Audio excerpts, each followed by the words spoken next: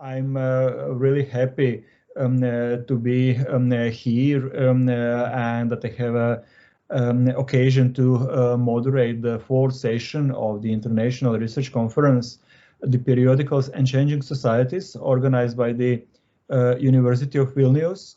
I share a lot of beautiful memories with my friends from Vilnius, and I'm deeply sorry that I'm not there in person, but I do believe that we'll have a lot of occasions in the future to be together again. I'm informed that one of our presenters, Professor Sławomir Gawroński, is missing. So there are there are three presenters in this session. As a moderator, I'll say a few words about every presenter, and if you agree, as we have enough time, I would suggest that we leave discussion for the end. So after three of you present, then we can collect all the questions and comments, and then we can make it all together at the end. Is it okay? Yeah. No, it's because we have a final discussion of all days. No, but we can make a short. I think that we can make a short discussion after our session, and then leave everything also for the final. If there will be any questions, of course, I believe there will be, because presentations looks very interesting. So we can start with Professor Aile Möldre. If I do any mispronunciation, and then please correct me immediately. So Professor Möldre will speak about serialized novels in Estonian newspapers in the beginning of the 28th century, from development to corruption of literary taste. Professor Möldre is an associate professor in publishing at Tallinn University, and is primarily studied book history in Estonia in the 28th century. Very briefly, Professor Möldre will speak how newspapers publishers started to pay more attention in adapting the content of the to the expectation of the readership, where among the most popular sections was a serialized novel, and what were the outcomes. So Professor Möldre, the floor is yours. Please go on. Go ahead. Thank you. Associate professor, I want to point out. Hopefully you hear me. Associate, it was my mistake. Associate. Yes. Okay. Hopefully you can see my slides and you can hear me. Good. Perfect.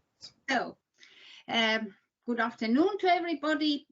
And the topic of the present paper that you can see on the slide. Aile, sorry. Yes? You slides must to show on whole screen, because we now see not share, but not share enough. No, how to say? Please press the first button from the beginning. That's okay. It is okay. You were correctly sharing your screen, but only you need to press one more button, show slides from the beginning. So share your screen again. I did this, and in my view, it is okay. I don't know what I can do more or differently, because on my screen it looks okay. Now we can see only your face, because we see camera. So you just have to do again sharing your slides as you did last time, please. Yes, I'll try to end the show, because now I'm a slightly okay.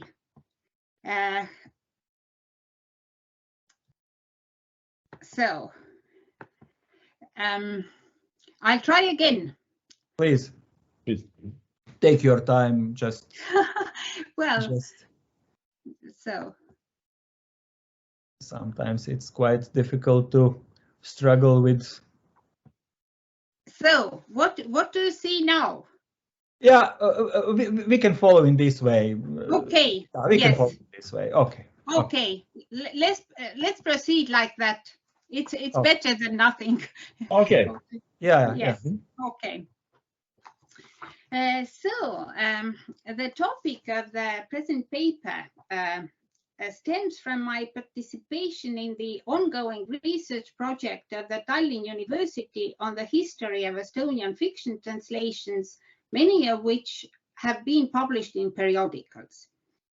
Today's presentation focuses on the serialized fiction translations published in the two leading Estonian newspapers, Päevaleht and Postimees, during the first half of the 20th century, when until 1918 Estonia belonged to the Russian Empire, and later from 1918 until 1940 it was an independent republic.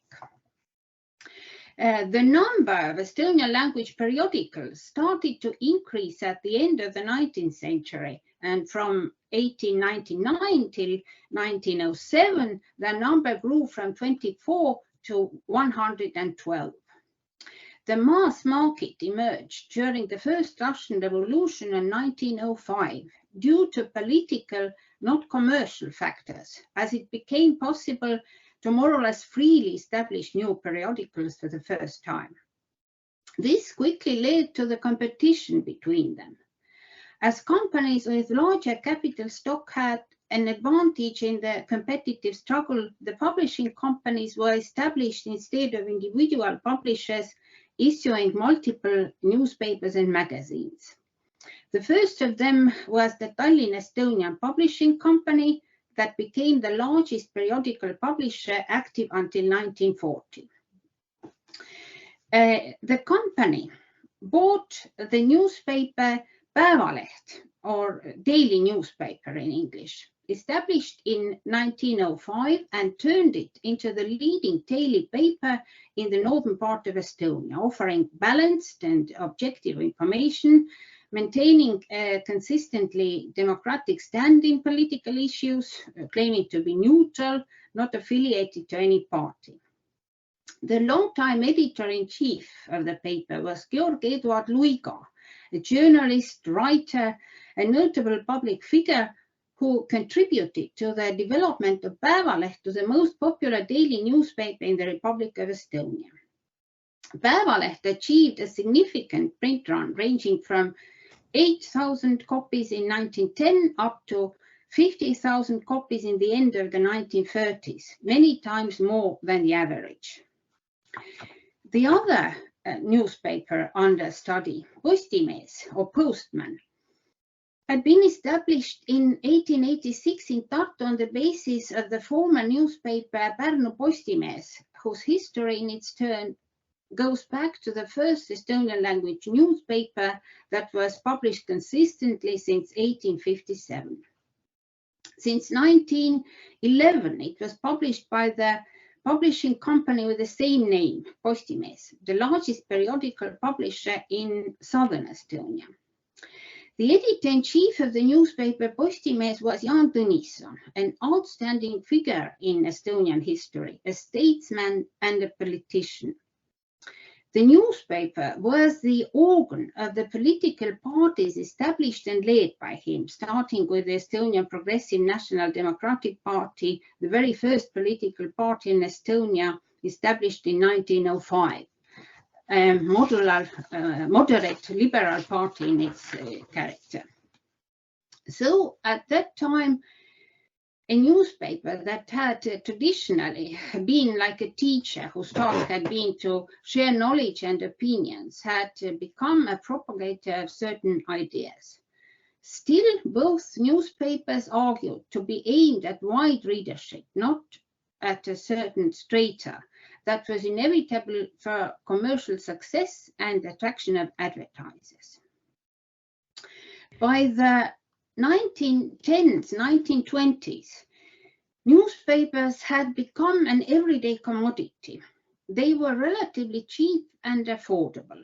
For example, in 1910, the annual subscription of Postimees cost 5 rubles and 50 kopecks, and for Päevaleht 6 rubles, and the single edition a couple of kopecks. The family of a factory worker would have been able to spend about 5% of their annual earnings, that is 16 rubles, on cultural and educational activities. So it was in principle possible to afford a newspaper subscription, or at least to buy its editions occasionally. As the prices of different newspapers were more or less the same, they competed for readers with various supplements, almanacs and books that were attached to the paper free of charge or for a small price. But a very important role belonged to the serialized fiction that was published in the main edition of the newspaper. The format of serial narratives may be traced back to the 19th century feuilleton novels that originated in French newspapers as a supplement sectioned out from the main news stories. The installments of novels or stories were placed under a demarcation line below the line that enabled to structure the page spatially and in substance. The Estonian newspapers started to include feuilletons in the 1870s, 1880s, following the example of the Baltic German newspapers. Serialized fiction was published in both newspapers, Päevaleht and Postimees, studied here. There were no special literary journals in Estonia at the end of the 19th and the beginning of the 20th century. The development of the literary taste of readers had remained the task of the newspapers.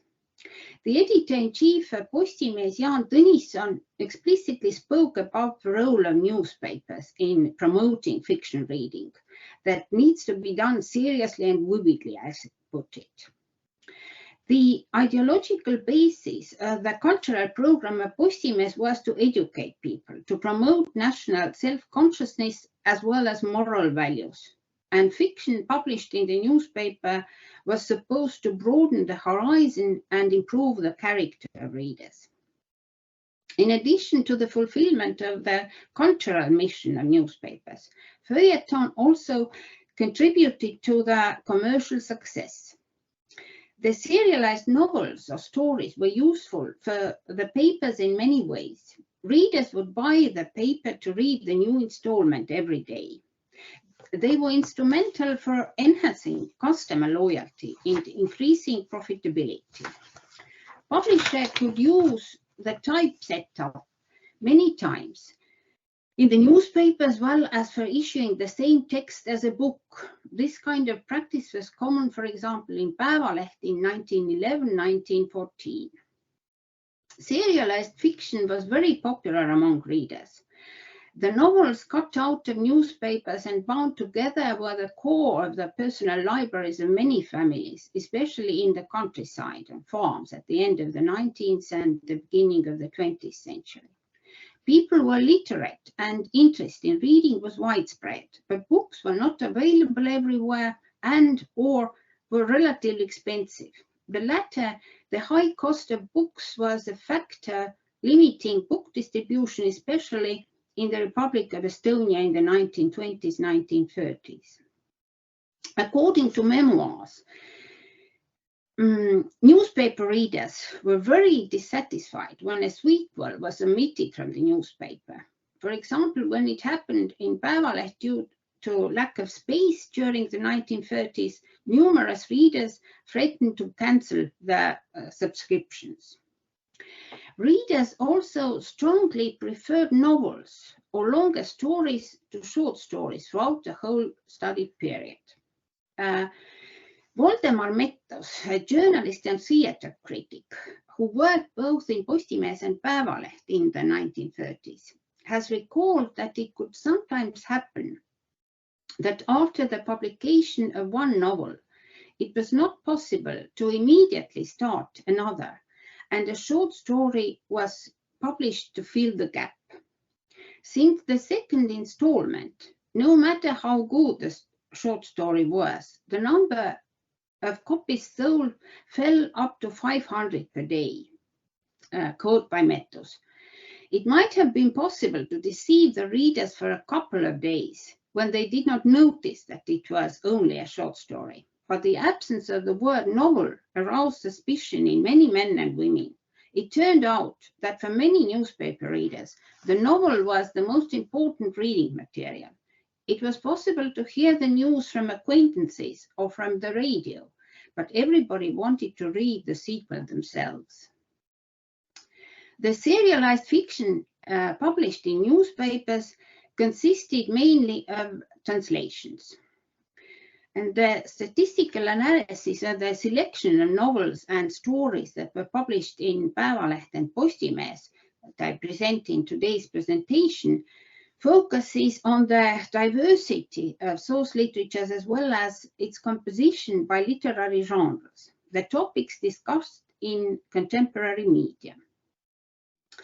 The issue of diversity of source literature is important in the light of the program of the group of writers called Young Estonia, active in 1905-1915, who devised the slogan, "More European culture. Let us remain Estonians, but let us become Europeans too," and aimed to move intellectually from German and Russian influences that were due to the historical factors to wider European ground, integrating French, Italian, and Nordic literatures above all. Translations from German and Russian fiction amounted for half of all the translated fiction books in 1901-1917. But the other half included translations from 17 literatures, thus demonstrating the emerging diversity. The serialized fiction published in Päevaleht and Postimees is studied using the sample years 1907-1911 for the beginning of the century and the years 1928-1933 for the Republic of Estonia, including longer fiction with the volume starting from 5 installments. And the statistic is here on the table, saturated with numbers. As could be expected, both newspapers translated the largest number of novels and stories from German literature in 1906-1911.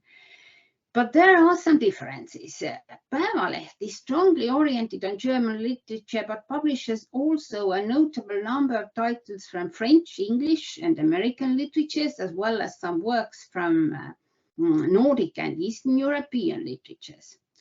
The number of translations from Russian was rather limited. The decrease of the translations from Russian can be detected also in some provincial newspapers. This change has been explained by wider knowledge of the Russian language among Estonians due to the Russification of the schools at the end of the 19th century, as well as resistance to the Russian revolutionary spirit.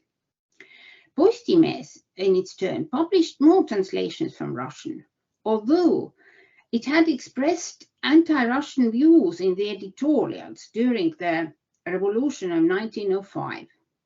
But choosing works that corresponded to the views of the editorial board. For example, the story Bloodstain by Mikhail Artsebachev, depicting violence of the revolution. Postimees paid attention to Finnish literature, introduced modern American writers like Upton Sinclair, and in general it can be said that the newspapers published a notably wider range of source literatures than German and Russian at the time. As to the type of literature, then Postimees clearly offered its readers literary fiction, high-quality literature that corresponded to its ideological program. Päevaleht also published translations of quality literature at the time, but included light reading matter as well, including mystery novels.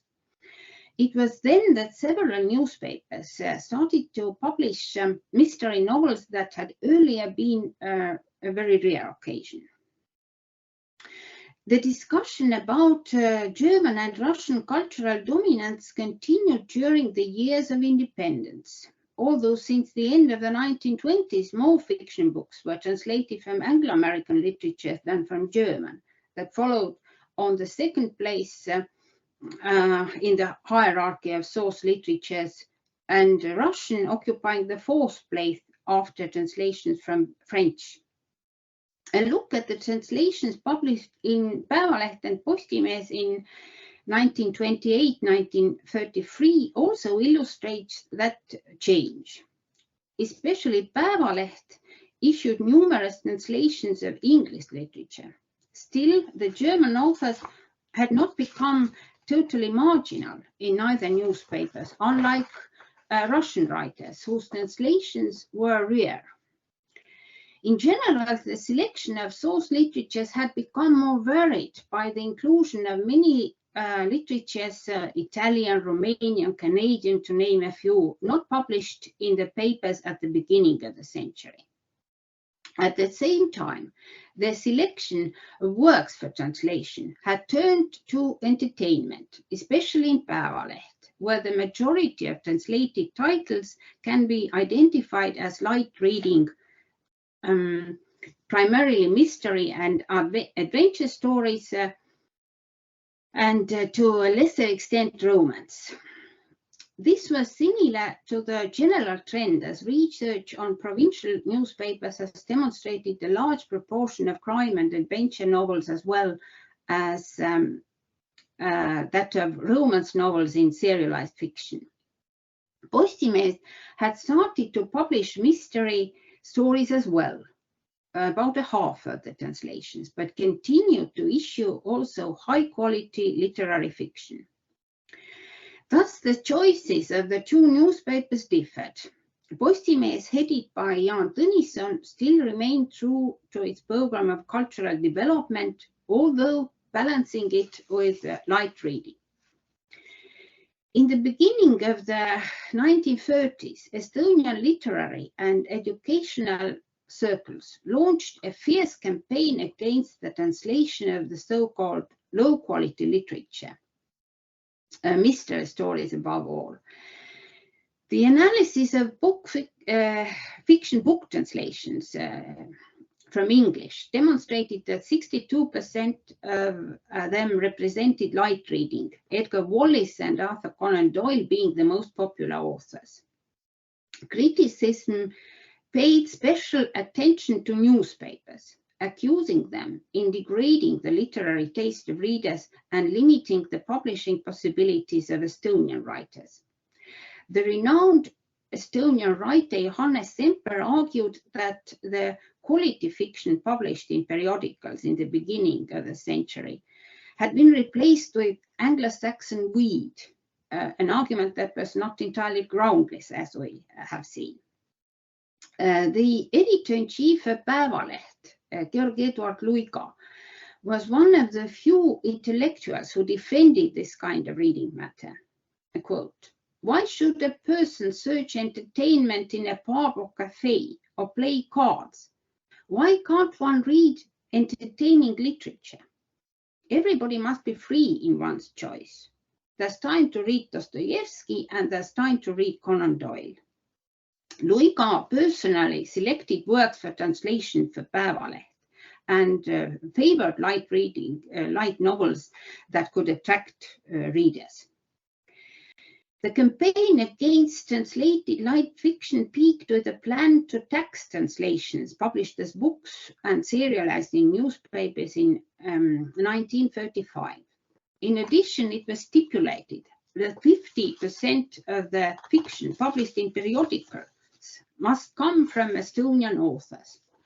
And this requirement seriously worried periodical publishers, viewing it as a threat to their livelihood due to the possible lack of works for publishing, as the output of Estonian writers for serialization was insufficient and the resulting drop in demand. However, the following discussion of the draft came to a conclusion that there were no objective measures for distinguishing between quality and light literature, and the whole undertaking could lead to the advancement of low-quality Estonian literature. The bill was abandoned. Freedom to choose the text for publishing in newspapers was preserved. The state policy of the development of readers' literary tastes took place primarily through libraries, through their acquisition policy. And to sum up, on the examples of the two leading Estonian newspapers, you can see the importance of serialized fiction for the sales success of the newspapers. Newspapers had helped to bring literature to people who did not buy books. At the beginning of the century, they helped to form the reading habits and literary tastes of people. But in time, due to growing competition, it became vital to win readers with attractive content that favor translations of light reading. Still, the selection of fiction in a particular newspaper depended also on the program of the publisher, as can be seen with Postimees. So thank you. I'll end here and stop sharing. Thank you very much. Yeah, thank you very much. It was really inspiring talk. I made 3 pages of notes, and I have some questions, but the way in which you describe the cultural exchange in Europe in the time span of 30 years at the beginning of the century, and the way that you describe the role of genre fiction in all this story, and particularly the way that how did you describe the expectations from reading devolving to fun was really very important to hear. I'm sure later on there will be a lot of questions. So once again, thank you very much for your expose. For me, it was very interesting. Okay, now we can go on to our second presentation and second lecture. So my pleasure is to introduce Professor Tomas Petreikis from Vilnius University in Lithuania, who's going to speak about quantitative changes in publishing in Lithuanian scholarly journals in the last 7 years. We all know Tomas, I believe. Tomas has a doctorate in social science. He's an associate professor at the Faculty of Communication of Vilnius University and a senior research bibliographer at the Information Science Department in National Library of Lithuania. He addresses very important statistical questions, namely statistical mismatches in data provided by different bodies regarding publishing of Lithuanian scholarly journals, and analyzes possible reasons for such situation. So, Professor Petreikis, please. Thanks, Zoran. Thanks for introduction. Everyone is my slides is for our guest, and you have opportunity to see my slides. Everything okay? The slide. Okay? It's perfect. Thank you. It's perfect. Perfect. Thanks. My topic is about quantitative changes in publishing of Lithuanian scholarly journals. And this problem is that the science policy in the last 8 years, we have a university join. Universities, it was from the European Union funds, and in this times 3 universities was joined, integrated, and the biggest structures, the Lithuanian University of Education Science and Aleksandras Stulginskis University joined to the Vytautas Magnus University, and Šiaulių University joined to the Vilnius University. And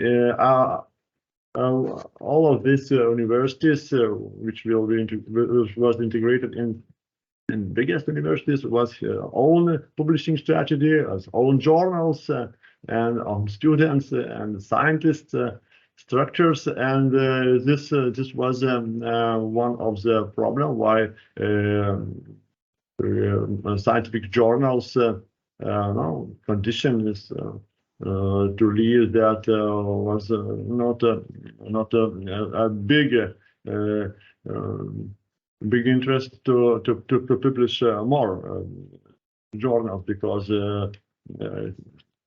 new universities, biggest universities like Vilnius University and Vytautas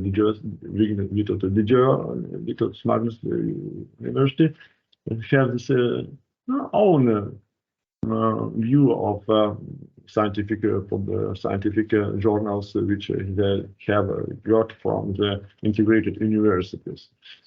Also, non-universities college have started to strengthen the publication of scientific journals following the introduction of research assessment, because Research Council of Lithuania said that also, and not university college also must to work in the scientific fields, not only practical field, but also in scientific field. It was one of the main things that they also to have to publish more scientific journals, because they do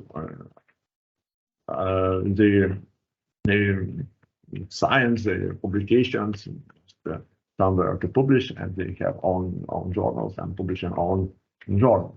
The Research Council of Lithuania, Lithuanian LMT, is influence for the publication of scientists periodical through competitive financing. It's a main idea that in 2015 in the Lithuanian Parliament and different places was a conference about that. It was from the field of the Research Council of Lithuania, that we have a lot of journals whose funded from the state budget.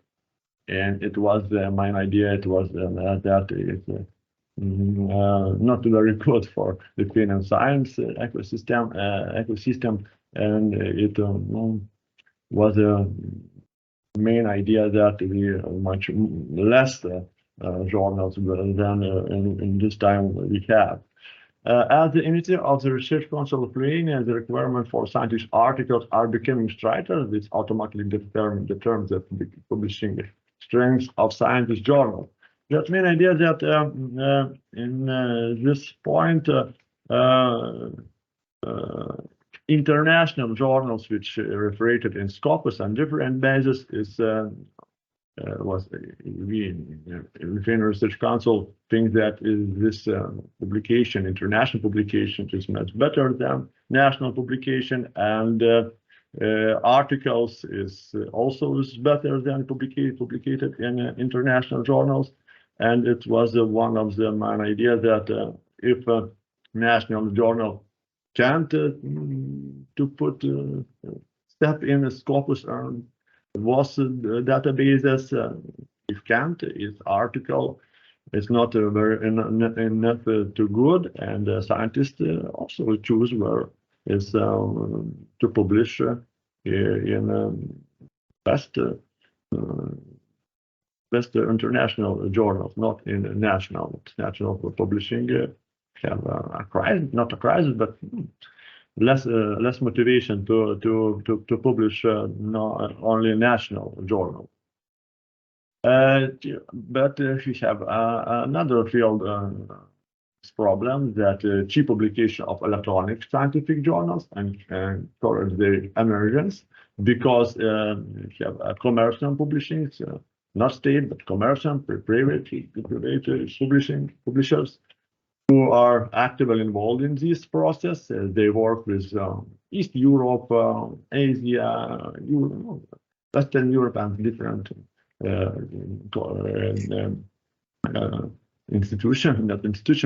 scientists, and they have gained money from publishing. It's and they haven't opportunity to give money from states budget and different fields.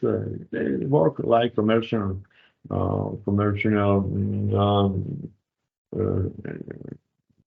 commercial base.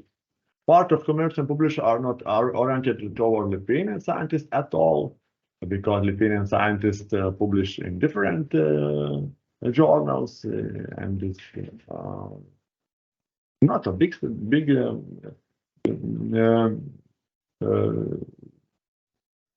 not a big problem for Lithuanian scientists to publish, and commercial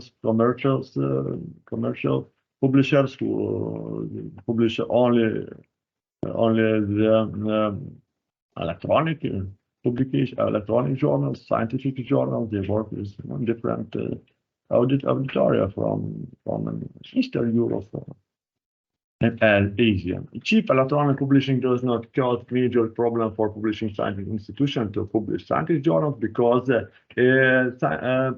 and state, university, and not higher education, college, not university, college, they also have the opportunity to publish cheap electronic journals, and because in print it's not very to how say print journals is not in our times is in science like technical science and different science. It's not very attractive, and if you publish in electronic field, it's more easiest for. And it was now but the problem that cheap publication is important. What is a scientific journal in Lithuania? International definition, I thought it's all standard a journal dedicated to scientific discussion, scientific work, and scientific topic, and to an audience of readers interested of the subject. Not normative synonyms with academic journals, scholarly journals, but historians have only one definition. In Lithuania, we have a research council and join our view, like national view and international view, but its classification was from our research council of Lithuania. Definition is not easy to imagine. Periodical scientific publication in our classification, but there are problems that periodical is not necessary for scientific journals. Continuous scientific publications, it's also terminology is from the Soviet era terminology, no equivalent to translate in English. In Lithuanian we call testiniai leidiniai, but equivalent in English terminology we haven't. It's also in international field, practice to periodical is not necessary for scientific journals. Scientific journal, we have a definition, and professional journals also we have a definition like scientific journals. But there's problem that in international definition, this field of journals publishing is not a scientific journal. And we also have Lithuanian international scientific publication and foreign international scientific publication, like in journals. We have terminology not international or national. How we saw our publication, I said that in 2015 there was a conference, was analysis from Lithuanian Research Council, and we have this publishing scores. You saw LMB, it is Lithuanian national official statistic in the last years, but also we have different statistic. It's not how I will say it, show. It's not quite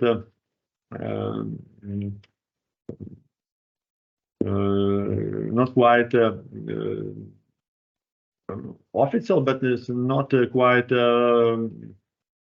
true. Why are the publishing sizes of scientific journals are different? There is no level register of scientific journal in Lithuania. We haven't registered, not official register. We haven't. Attitude towards scientific journals different. It was a problem that in statistic of 2016, Lithuanian Association of Scientific Publication, no, Scientific Association, they chosen also a book series as a scientific journal. We saw very big our scientific journals scores. There is a different view of the results of publishing scientific journal. Is no issues is publishing in a year. Does the scientific journal exist? Article result is or not? It is problem that active or not active, how long they haven't don't active. You might have to have official publishing statistic is based on the state deposit copy received in the national library. We have in this slide show 3 years, last 3 years, not last 3 years, but 2020, 2021, and 2022, and we saw less publication because we have only the printed deposit. No statistical studio has combined all data on printing and electronic journals because we have a lot of electronic field. And from where we could to take data. First sources, is ISSN portal, when the Lithuanian National Agency take the data. Primary data are all published, not published, but all data are there is, but published and planned publication are not separated. You must do own to research and to this thing, and also search is very difficult. And our bibliothèque is like a national register, but in this day, primary data are not all, but links is from the electronic and non-electronic journal. If the journal is published in two ways, search is complicated also. And we have only the printed copies data. And bibliography genus is bibliography news, serials publication. It's also an index, but it was based off the state deposit that we had, and until 2022 we gave electronic deposit challenge. And this also we have Lithuanian research journals. It was most of Lithuanian, prepared Lithuanian Library of Science. And it's allowed and suspended publication are not recorded, and no data or annual publishing change. The provision of the data is optional, because if a publisher want, he could give the data if he want. How he think that is due. Publishers are not obligated to provide libraries with copies of electronic state deposit copies until 2022, so there was no accounting of electronic serials. Big problem. We don't know how much is our electronic journal publication in Lithuania. Publishers do not always provide the state deposit. Also, this problem because publishers are not all. Some publishers are not very known what is the state deposit, and also different things. Some publishers are reluctant to provide the Lithuanian agent with data on the journal they publishing, because Lithuania is an agency who's gain data to ISSN portal, but not all know about publishing strategies, publishing when changing publishers. It is not possible to confirm the fact of publication of some electronic journal, as knowledge of their extent is not always available. And also the Lithuanian National Library, and Lithuanian Lithuania Science Academy Library. Keep positive record of publishing. So many data of scientific journals are not updated. The problem that is electronic publishing is not not the same way we know about them. Example for non-statistically registered scientific journal is published since 2020. It's about education journal. We published it in Lithuania. It's published electronically. It was Deimantas. It's now in Lithuania. We saw only the in ISSM portal, right side. It is one way. It's only one way where we know about this scientific journal was published in Lithuania. And this our research data because we have a project with Professor Velagič, Professor Andrius Šuminas, and Associate Professor Vincas Grigas. We have a project, and we match all data from all resources, and we could show. We have opportunity to show how is really our scientific publishing is in the last not the last, but 2016, 2020, 2020. And this is our total in the fields of natural humanities, and how we saw from this statistic in our official statistic, we don't know about 150 names, publications of Lithuanians in Lithuanian publishing scientific journals. Summary, in this time, several well-known journals international, Cheminė technologija, skirta Horticulturinė universitate, and also chemia, technology, like the chemical technology and agriculture, gyvulininkystė, science have closed or been suspended for a long period of 5 years. It's a very long time for publishing. And this time, since 2015, they closed. Looking at the duration of publication of scientific journals that closed in 2016, 2018, the social sciences journals, which were established and active since 2008, 2010, were the most vulnerable to the challenge. It was new journals at this time, and they couldn't reach our day because we have a lot of in these days, a lot of social science.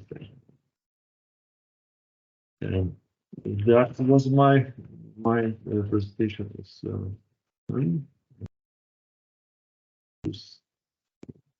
Stop.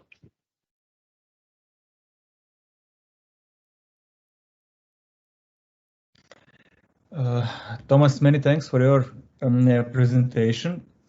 Well, you never have a good feeling after you hear such data, of course, because you demonstrated how, in fact, new technologies and globalization and all that's going on in science right now, what are the consequences for the national journal publishing. I think that we have a very serious situation in all countries, which are comparably small, like our countries here. And also what you say about the statistics and mismatches, it very much reminds me about one research when in Croatia we tried to get the exact number of publishers, and it was almost impossible, so you don't even know how many publishers do you have, because ISBN office has one data, National Chambers of Economy another data, National Statistical Office third set of data. So we are really facing problems when we want to do research based on statistics provided by institutions who should care about the statistics. Thank you very much. Also, I'm sure there will be a number of questions for you later on. And now we have to proceed for our third presentation in our session. Professor Nijolė, Bliūdžiuvienė. Is it okay? Okay. Bliūdžiuvienė. If I do miss this pronunciation, very nice pronunciation. Thank you. Excuse me. I'm doing my best, you know, but okay. Yeah, our peculiarities are as they are. Professor Bliūdžiuvienė is also from the Vilnius University. She's going to speak about statistics data on periodicals publishing industry between keepers and users. Professor Bliūdžiuvienė has a doctorate in social sciences. She is an associate professor at the Faculty of Communication. Research interests include publishing industry statistics, information and documentation, as well as publishing standardization and terminology. And in today's presentation, she focuses on the scope and structure of data available for publishing industry and asks the questions. I think that all of us who are in publishing studies ask at least once. So is it impossible or possible mission to have reliable data from publishing industry? So something that Tomas just opened in the previous presentation. Professor Nijolė, is it the name is Nijolė? Please, yes, please yes, go on. yes, yes. The floor is yours. Yes, thank you for introducing me. Can you see the slides? Okay. Yes, it's perfect. Thank you. So, thank you. My presentation has more questions than answers as well. So, in the light of 20th anniversary of the Lithuanian periodical press, it is appropriate to take a look at the gathering of statistical data on periodicals and their accessibility to society, to the general public, as well as researchers. The paper is intended to analyze the current situation in the collection of statistical data on Lithuanian periodical publishing industry, focusing on the issues of acquiring, presenting, and reliability of periodical press data. The subject of the presentation is the annual dataset publishing statistics of Lithuania and the international standard ISO 9707. The paper analyzes and compares the requirements and datasets for periodicals publication statistics in these two documents.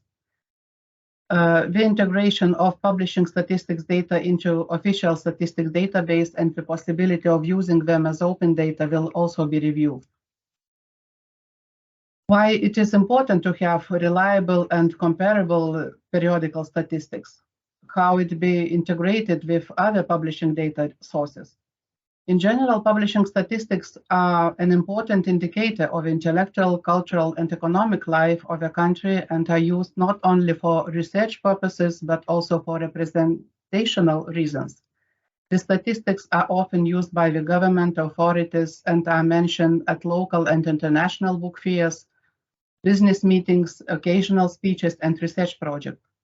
The economic indicators of publishing industry show the intellectual, cultural, and economic potential of a country. Publishing statistics are needed to argue and justify funding needs, to defend business or educational interests, or to demonstrate the cultural competence of a country's population. In summary, we can talk about the benefits of reliable, reusable, and accessible statistics for publishers, researchers, subscribers, sellers, educators, and policymakers, and for both the academic and the general public.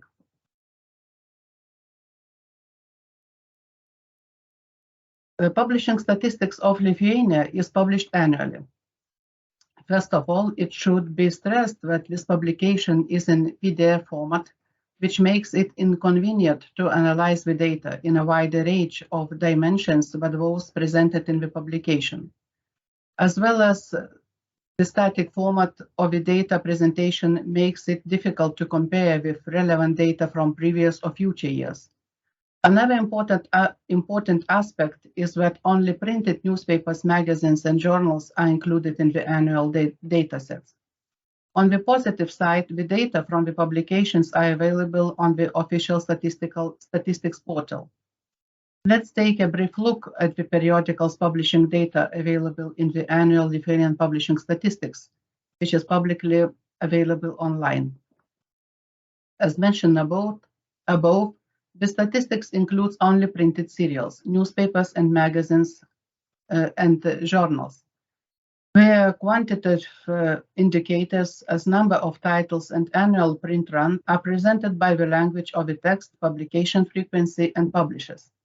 As regards continuing publications, which include selection of original research in various fields of study, organizations, reports, statistical digest, calendars, almanacs, etc., only the main quantitative indicators are presented.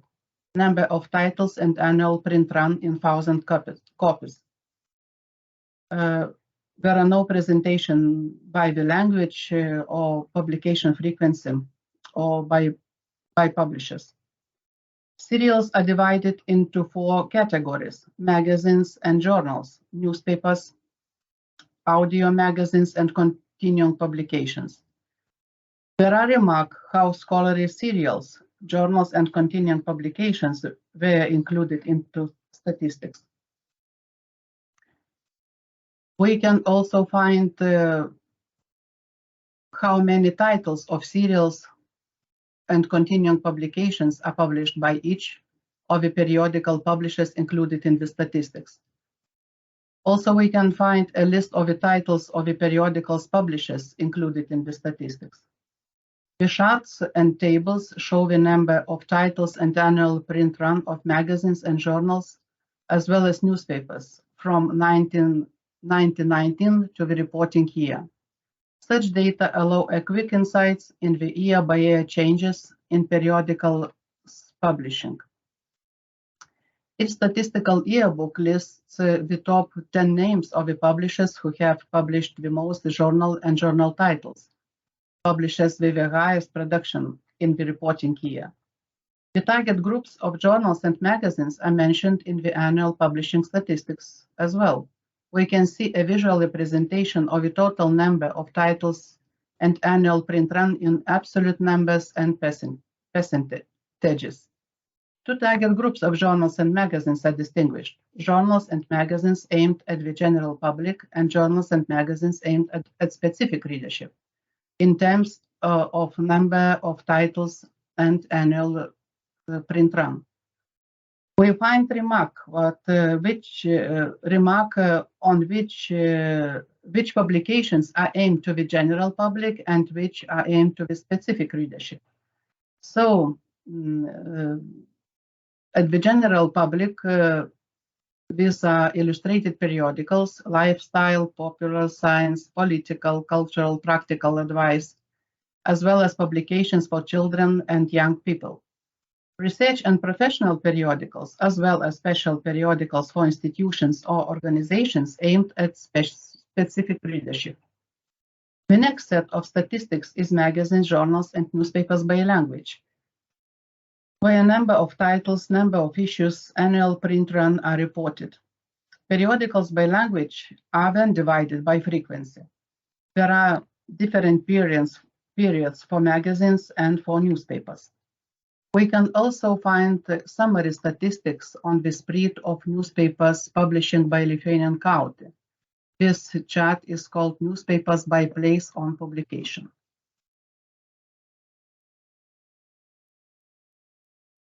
If we understand periodical publishing as a wide variety of content and formats, it would be hard to say that this variety is presented in this way and reflect our entire picture.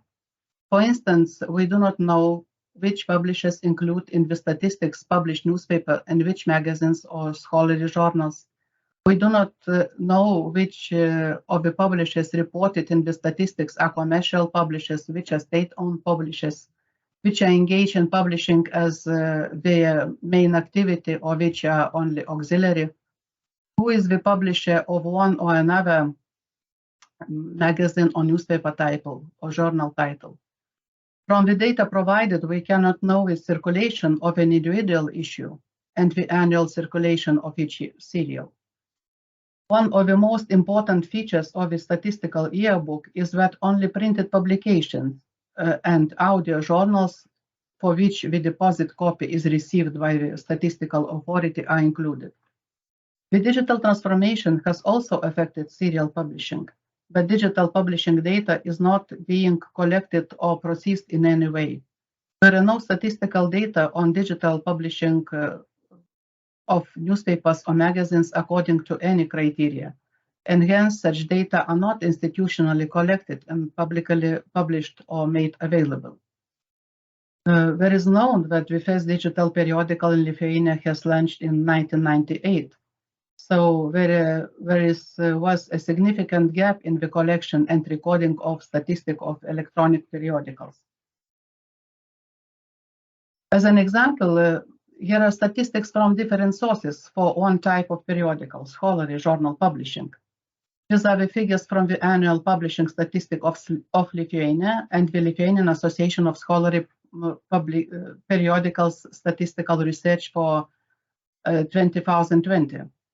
And the first one states that there are 37 titles of scholarly journals out of 491 titles of magazines and journals. Meanwhile, the association's research show that 194 scholarly journals were registered that year, and 34 of them with a print only ISSN, 23 with an SSN and only 137 both a print SSN and ASSN.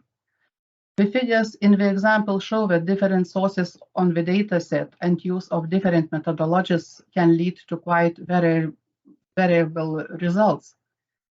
If there are several sources of statistics, which one is more reliable for the user? What statistical data collection methodology should be chosen so that the statistic data could be comparable, reliable, and reusable? It is possible to create such a standardized data collection methodology for all types of periodicals. How could the international standard ISO 9707 statistics on the production and distribution of books, newspapers, periodicals, and electronic publications be useful? International standards give guidance on keeping of national statistics to provide standardized information on various aspects of the production and distribution of printed, electronic, and other formats of books, newspapers, and periodicals. In general, this is guidance to the international community on keeping publishing statistics. Part 4 of the standard covers statistics on newspapers and periodicals guidance. The standards list in detail the types of publications that shall be included in statistics of newspapers and periodicals.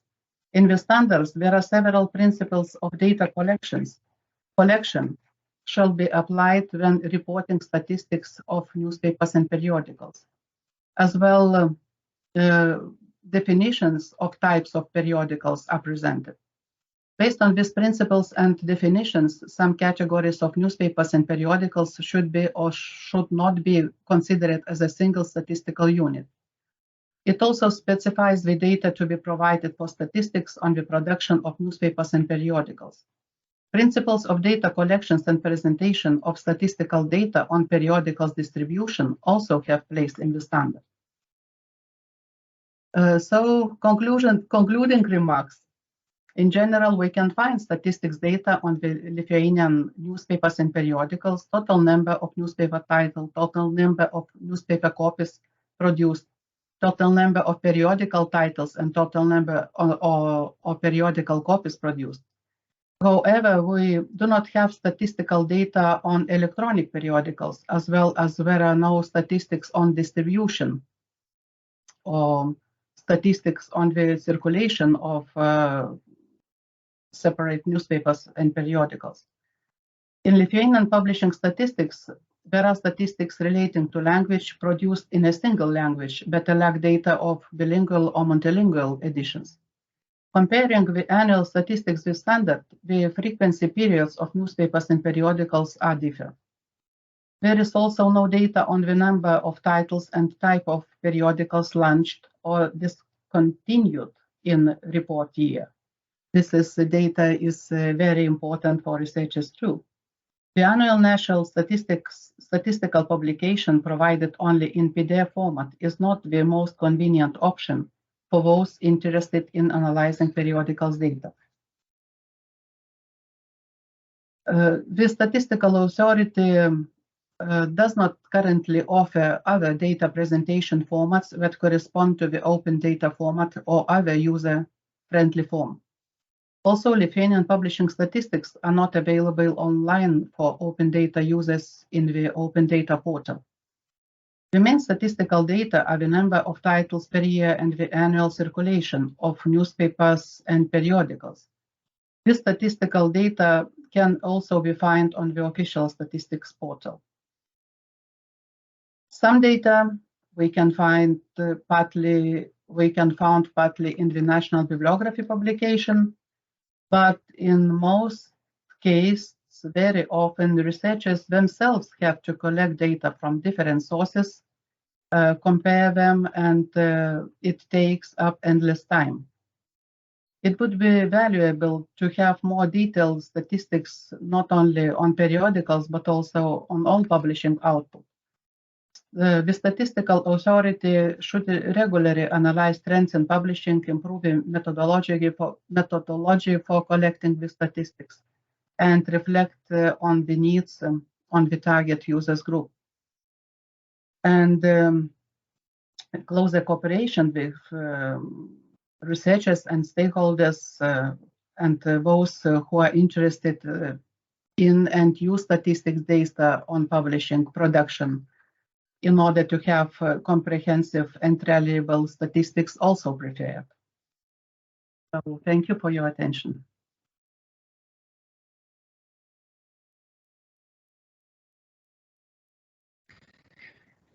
Many thanks for raising this, I think, overwhelmingly important question. Although you were speaking just about the periodicals, I think the same applies to the publishing in total. I believe that all of us participated in national or even international projects where we wanted to achieve something serious, but these attempts broken on the base that we didn't have the basic statistics. Particularly the statistics which is comparable among different countries, and sometimes we didn't have even the clear definitions. What do we consider to be periodicals, to be books, and similar. So I wish to thank you all for your well-prepared presentations. And especially for being on and in time. That's really something that we appreciate very much. And above all, for your interesting research that you all shared with us. Now we have half an hour more before we have to join to closing discussion for all the conference.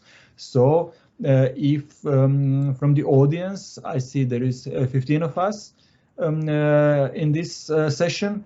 If there are some questions from the audience, please go on.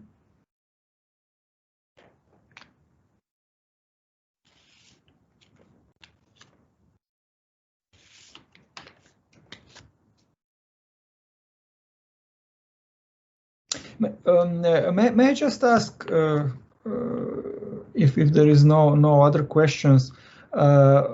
Just one thing I would like to know, Professor Möldre. what is from today's perspective of literary history? What is the evaluation of the novels published in the serials that you presented? So how would modern literary history in Estonia value these translations? Did they have any influence on the development of Estonian literature in the future? Because we had something similar in Croatia, but not as much as news is in serial newspapers like in literary journals. So that's interesting question for me. So is there any evaluation of these serials in modern literary history of Estonia? Please, just the microphone, please.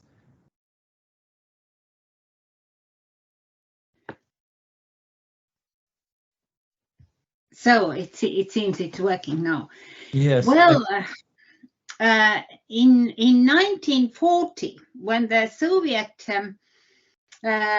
occupied Estonia, then there came a very quick end to all this entertaining literature, all these mysteries, adventures, romance.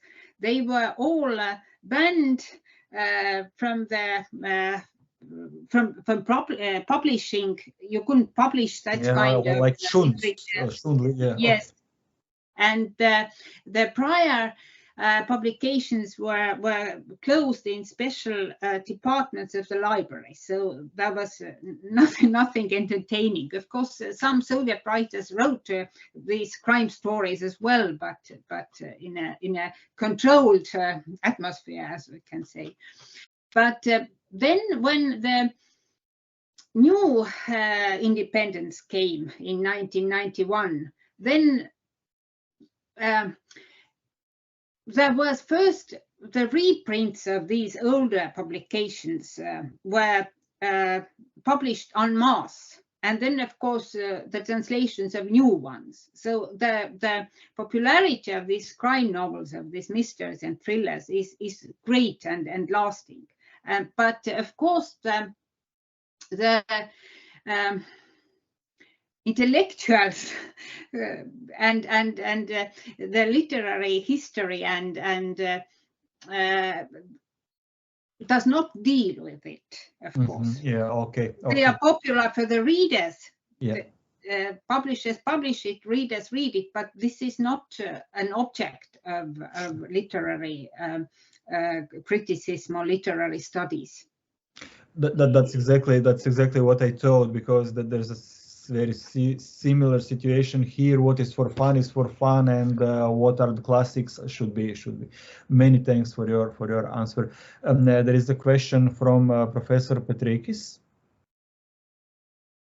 Our professors, on association professor. My question is for Croatia or from you, Zoran. What is the situation with the respective retrospective bibliography of periodicals? We know about Estonian situation, but what in your field, because you also this is the side, the book historian side is important. Yeah, I can start with answering about the situation of in Croatia. Is the very simple answer, Thomas, is we don't know, because there are of course people doing the research on this topic, but the statistical data are in complete chaos. I would say the very similar as in your situation. Although we have a fund of Ministry of Science which is supporting scientific journals, and whoever wants to publish scientific journals goes to this fund. So if you want to get some a number about the active journals who are really active, then you should look for the data there. But about the journals who are cancelled for some time or who are moved from one category about the another, there is no any database where you could find the data at one place. So it would require much more research to get the situation about this. Right now, the answer is we don't know exactly, but the situation from what we know is very similar. So scientific communication when we come to journals is mostly for the STEM fields, while social science and humanities journals are, although published, this communication also goes through the scientific monographs. So I think if someone would do the research which is comparable to one that two of you performed, we would get to the very similar conclusions. Thanks, Zoran, for the answer.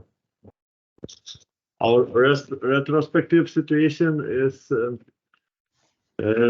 we have a project in the National Library, and from all this part of the Lithuanian newspaper, journals, periodicals, we have fundamental bibliographies. But when we talk about this time, it's very difficult to know what a bibliographer do after 100 years, and from the what data they know. Was the journal or this journal we haven't? I know that colleagues from National Library in Croatia are struggling a lot with all this. As you mentioned, ISSN issues. What do we have to do? You know, now we have the situation that not just the electronic publications need separate ISSN. But there is a thinking that different forms of electronic publications should have different ISSN, like it is in book publishing. So if you want the electronic book, you need different ISBN, but you need different ISBN for EPUB format, you need different ISBN for PDF format, which is accessible online, which is causing just statistical chaos. So frankly speaking, people are very reluctant to undertake such research, because they are very difficult to make such research, and the outcome is not for 100% reliable. Okay, are there more questions? Then if not, I suggest that we join the final discussion, which will take place in the link is in the program. 1:30, okay. Yes. But I think in another virtual room, no? The link is in third conference session. It's the same link, like in another session. So it's clear to everyone. We have to move to another virtual third session virtual room. So thank you everything for these presentations. Thanks to the audiences, and we see one another in 22 minutes in virtual room for third session. After not 20, after 5 minutes more. That also in this section they also. Okay, then let's just switch. They haven't also one presentation. See you in another room. Okay. In time. Right now, we'll do it right now. Okay. Thank you. Thanks to all. Link is in the conference portal. Right.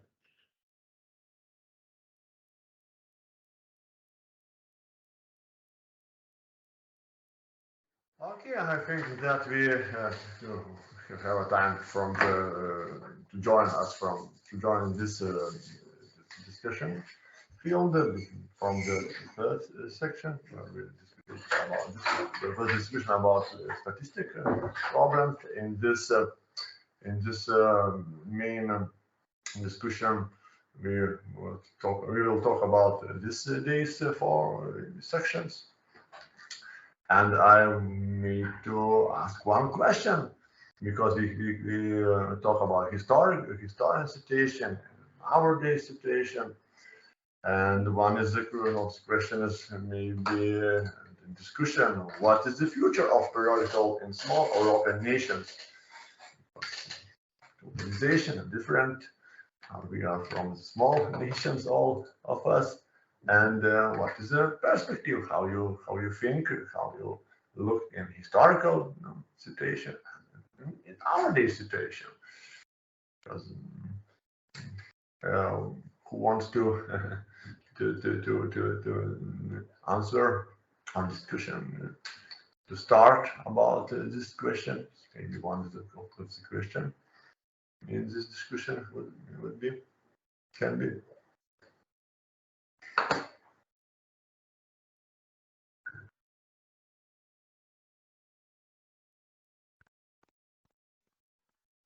I saw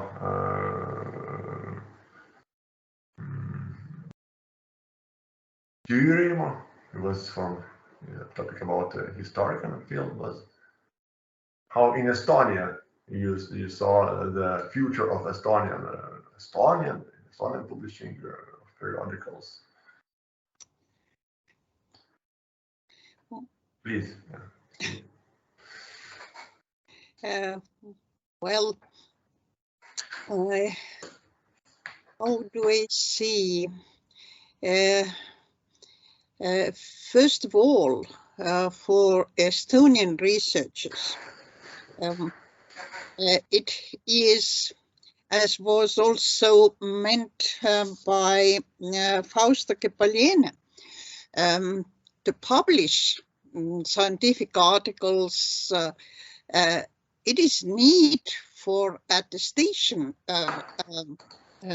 scientists, and it depends quite a lot the category of publication where you can or want to print your article.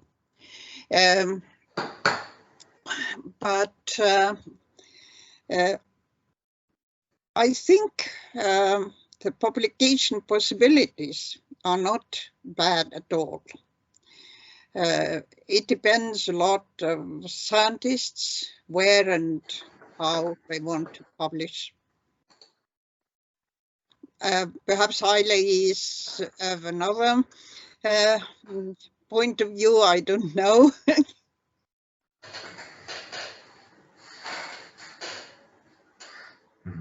Thanks. I saw August from Serbia. Valdana, you may introduce how you saw in Serbia situation.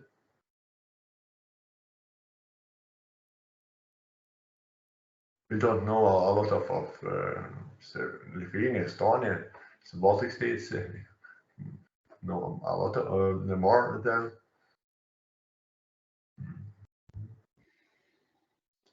Let's see. Zoran, if you would make to introduce your view of. Yeah, not a problem. I can say about the situation in Croatia. Very simple. Without public subsidies, not a single national scientific journal would be published. It's as simple as that. All the publishers of scientific journals are completely depend on the financing by the budget, by the Ministry of Science and Education. And although some of them charge authors, for example, or the institutions for publishing, yet and again they are asking for public money. That's the first. I don't know. You didn't mention it as something that would be situation in Estonia, so I don't know in Lithuania, Estonia, how is it? How it goes?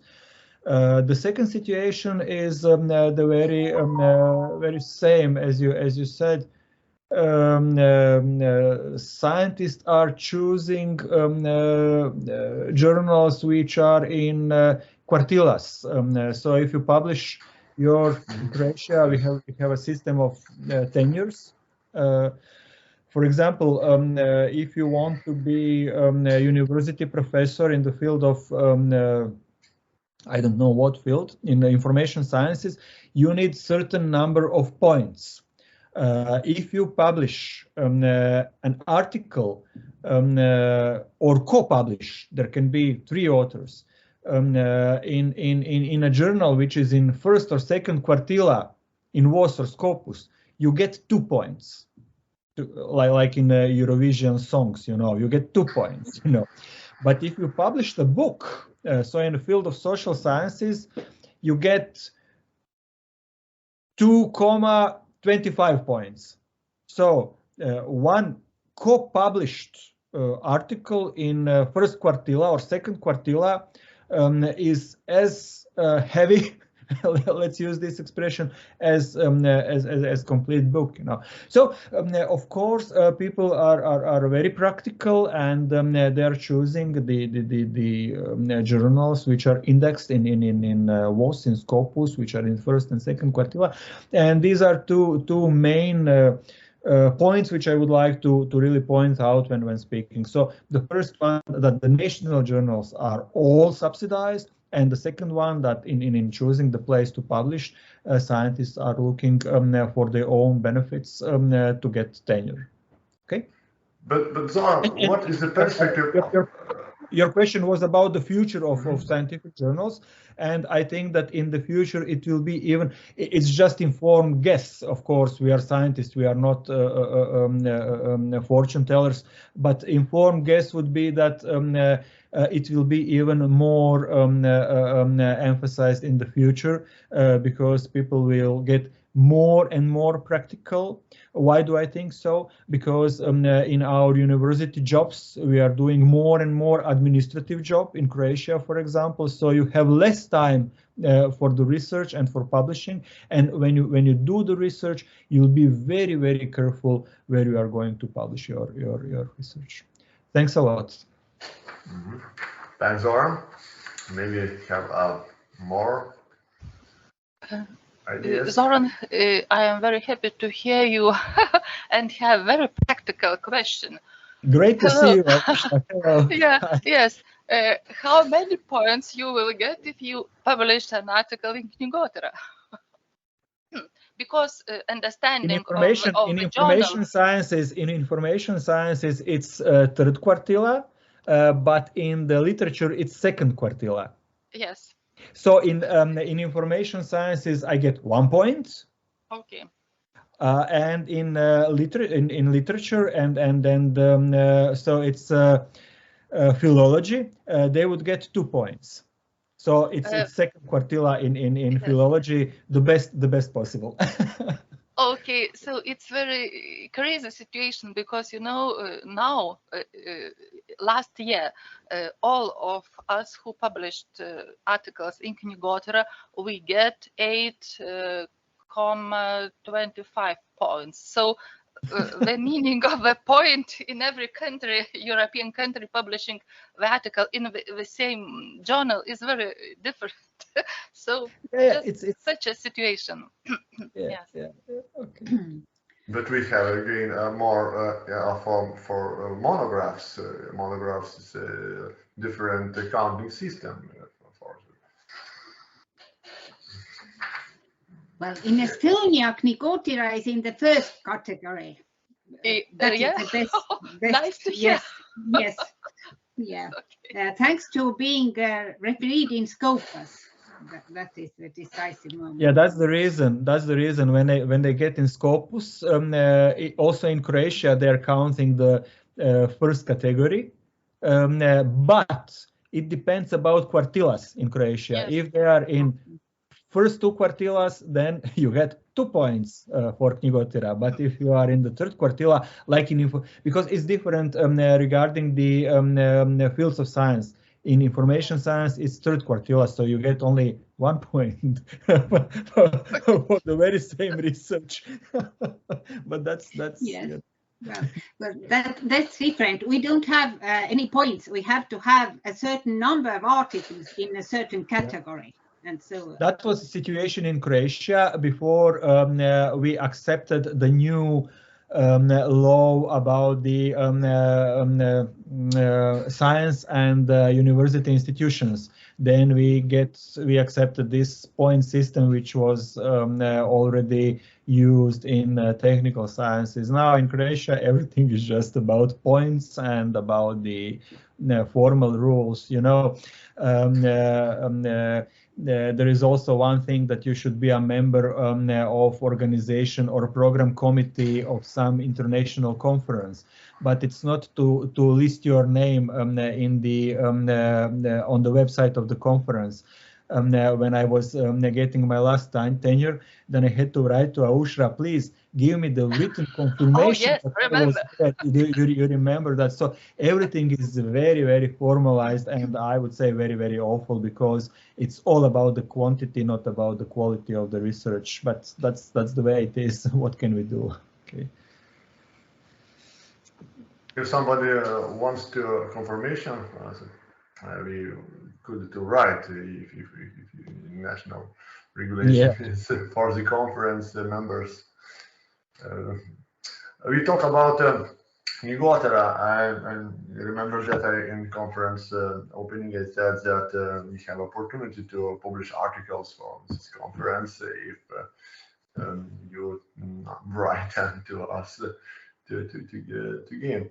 If you gain your articles, our secretary of Nijolė to write a mail from us, for all of us, and to ask about your opportunity to write an article. We talk about scientific journal, and we saw a field that is state sectors, state journals who's getting a budget from the universities, institutes, and different fields. But we also saw a commercial side of this this publishing industry. What is the field of the commercial? How they work? Why they is in this publishing industry? How situation, maybe you know about Estonia, commercial and scientific journals in your country. You know, Aile?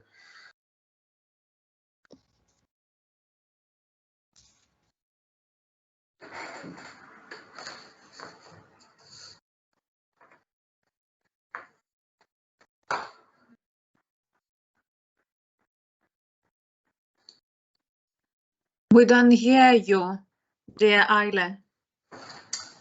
Yes, now I hopefully you hear me now. Yes, I said that I do not know of the existence of any commercial publisher issuing the scholarly journals in Estonia. They all come from the Academy of Sciences, is a publisher, universities, but they all get state subsidies, so there is no independent commercial publisher who publishes science. Probably some scientific books, but no journals. Sure. Because in Lithuania we have a lot of names and publishers. We haven't not the big size of publishers, but they very productive. They work with East Europe, Asia, and different countries. Scientists. Okay. The scientists. All right. Wow. Maybe we have a new question about this day's conference topics.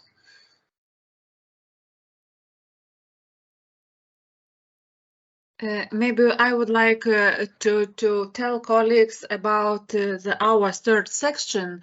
We had 3 reports. to hear about the scholarly publications in open science too, and it was very interesting to hear not about Lithuanian situation, but about Serbia too. And the second topic was the use and publishing processes about fanzines. And this topic reflects the changes in society too, not only in scholarly society, but in scientific society, but in youth.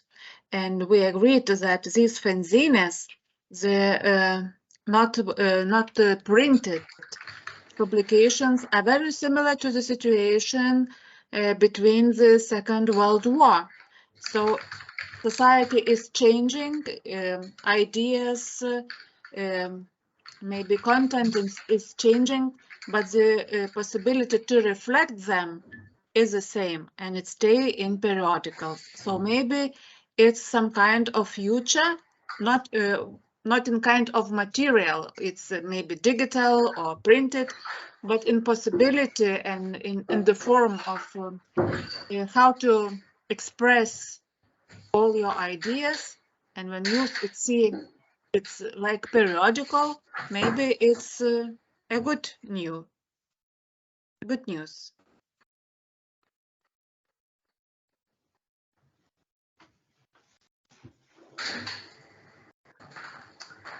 If you have more questions about how the work was in different our sections, here about first section, we talk about first section. Zoran tell about our section. It was with Nijolė, Bliūdžiuvienė. Maybe Nijolė, I want to ask Nijolė, Bliūdžiuvienė asked the question: what we must do if you want to have a good statistic in periodical? You show our standards, ISO standards, but what we must do technically or methodologically in this field? Because Zoran said they also have a problem in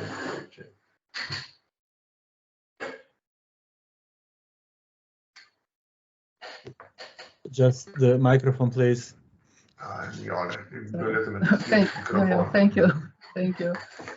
Thank you for your question. And this is a good and hard question. And I think that, first of all, in general, we have to make a statistical program based on strategy and based on stakeholders' discussion. And we have to know what statistical data is useful for our users, what is more value. And this is hard work, preparational work. And after that, I think what step by step we could to have more detailed, more reliable statistics. And in my opinion, this data set of statistics is old-fashioned. So we have look forward and think about the future. Thanks, Nijolė, about vision, how statistics, official statistics wants to, in which field wants to do more than in our times, because in electronic publishing we have a problem that we don't know how deep is this side of the periodical publishing, and not all the periodical, but and audio books, e-books. I don't know how is the situation in Estonia and Croatia. How is the legal deposit of digital electronic scientific or not scientific journals is collect information. What you do with this field of electronic publishing?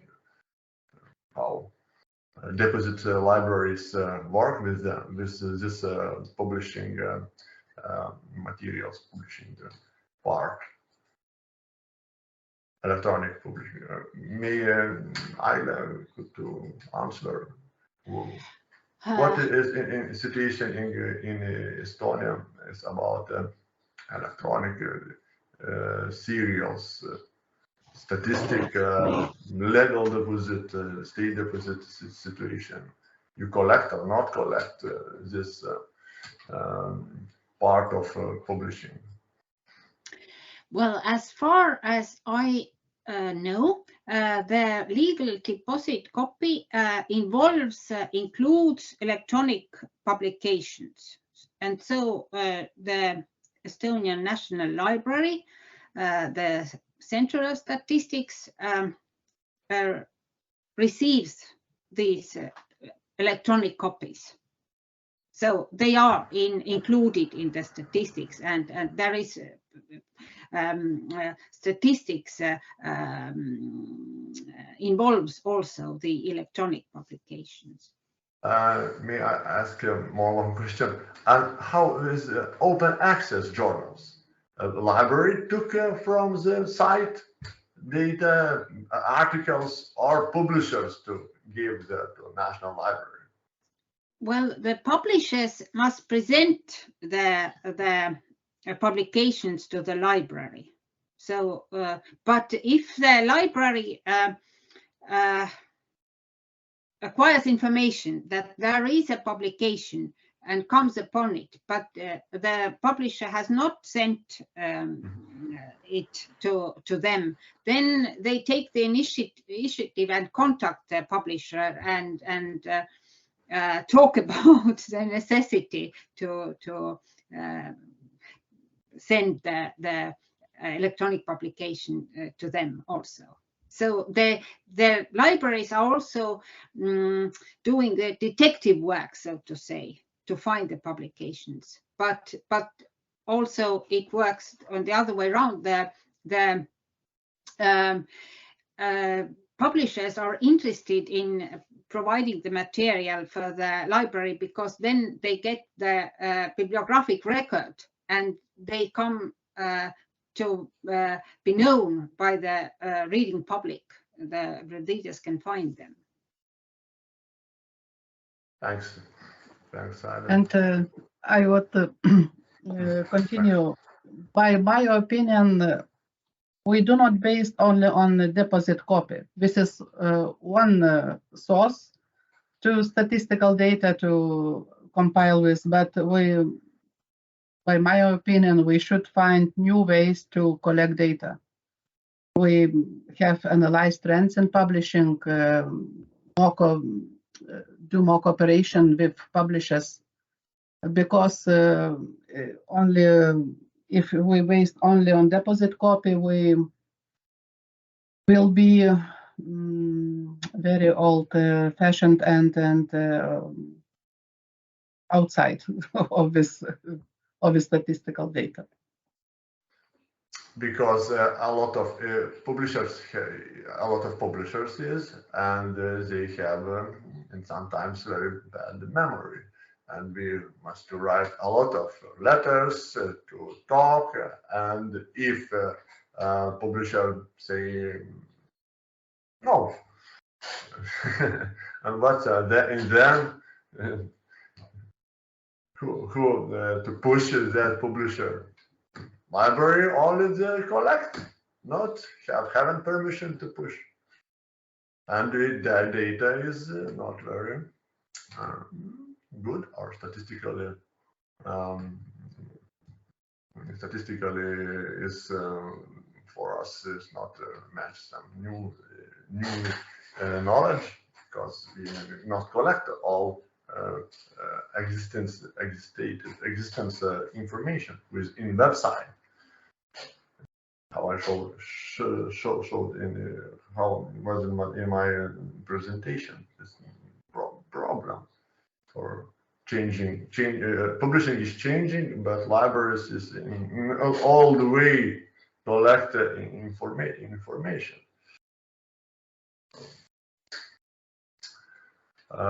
If we have more questions about our first conference day, maybe about digitalization was about this field. I saw it was a problem, one section about this, but we haven't opportunity to be in 2 sections at one time. Maybe it's a very I saw about Finland's situation, how maybe someone could to introduce problems about digitalization of our press heritage.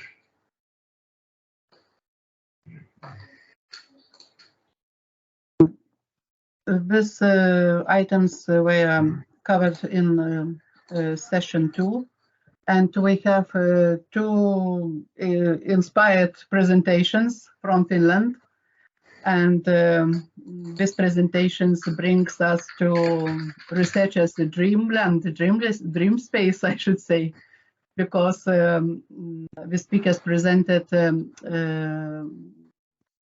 several tools which helps researchers to analyze the content of periodicals and extract data, to do more, to clipping data, clearing data, and so on.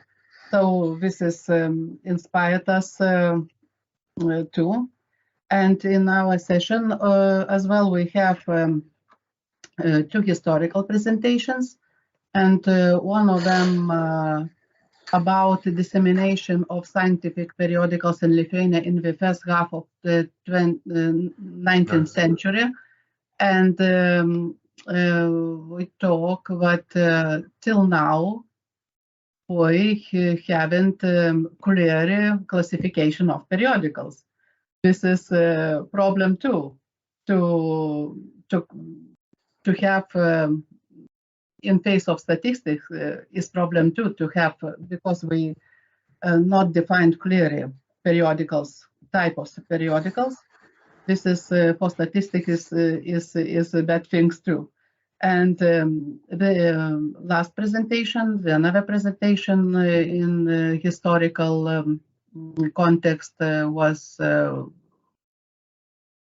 about compiling bibliographical indexes on Vilnius periodicals. And this is show how this work was done, and what can be the future of such types of periodicals, such type of bibliographic indexes. Thanks, Nijolė, of introduction about your section. This section record also is a record will be put in Faculty of Communication YouTube channel, and we have an opportunity to listen to what and now what will be our dreams, who in Finlandia live in this dream.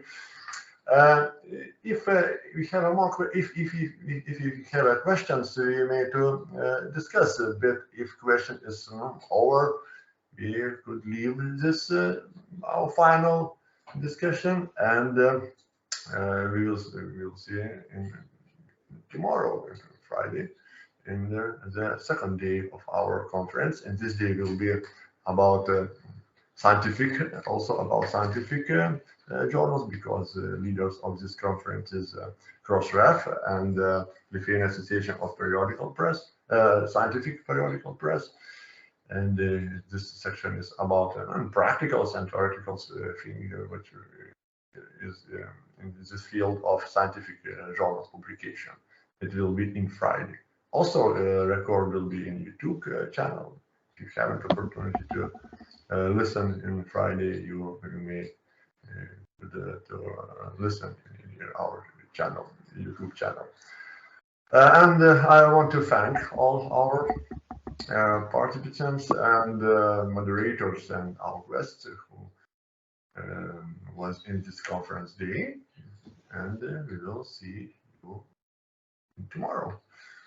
Yes, Thomas, and I would like to say some words on behalf please, of the Professor. Department of Book Media and Publishing Research. Dear colleagues, you know, this is not the first conference. We're organizing conferences from 1991, and already second generation of researchers are engaged in organizing the conferences. And I would like to use the opportunity to congratulate colleague Tomas Petreikis. This time he is for the first time in the role of the chair of the organizing and program committees.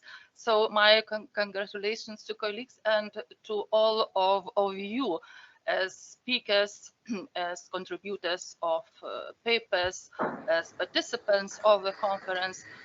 During several decades, we have created some kind of community of Vilnius Book Science Conference participants, speakers, and